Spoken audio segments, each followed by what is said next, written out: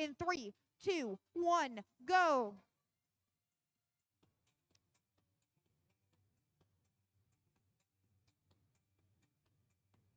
A slower start to the match during our autonomous period, but Ragnabotics is able to move back into that backstage area to get some additional points for the autonomous period.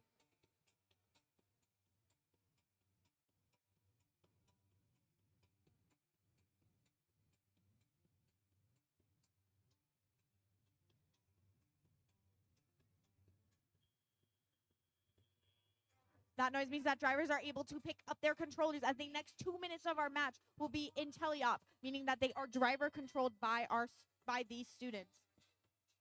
Strong start from the Blue Alliance by both teams pushing their pixels into the backstage area. Each of those points on the ground is 1 point each for that alliance.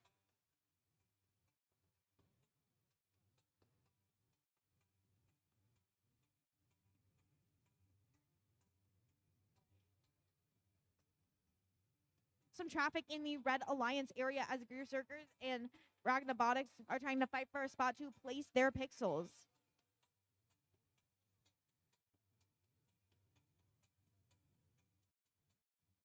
A lot of teams today are having difficulty moving through that truss area, getting back to the area where they can pick up the pixels from their human player station, as well as the rows of white pixels across the back of the front of the board.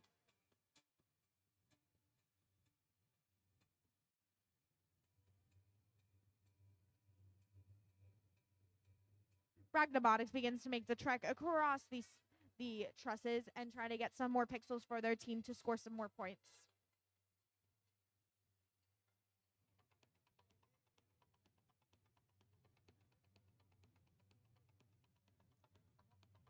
The Wired Woodmen are working on getting across and through that center stage bar.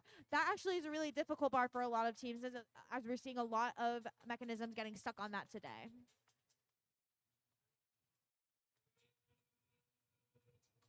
And that sound begins the time for endgame. Robots are now allowed to climb and launch their drones to gain some additional points. Unfortunately, the Berserker's drone launched slightly too far for that third zone. We see the Wired Woodman and 22-132 focusing on parking to get those additional points. That will be 5 points per robot. But Ragnabotics, as we can see, was able to climb the truss, and that will gain their alliance an additional 20 points.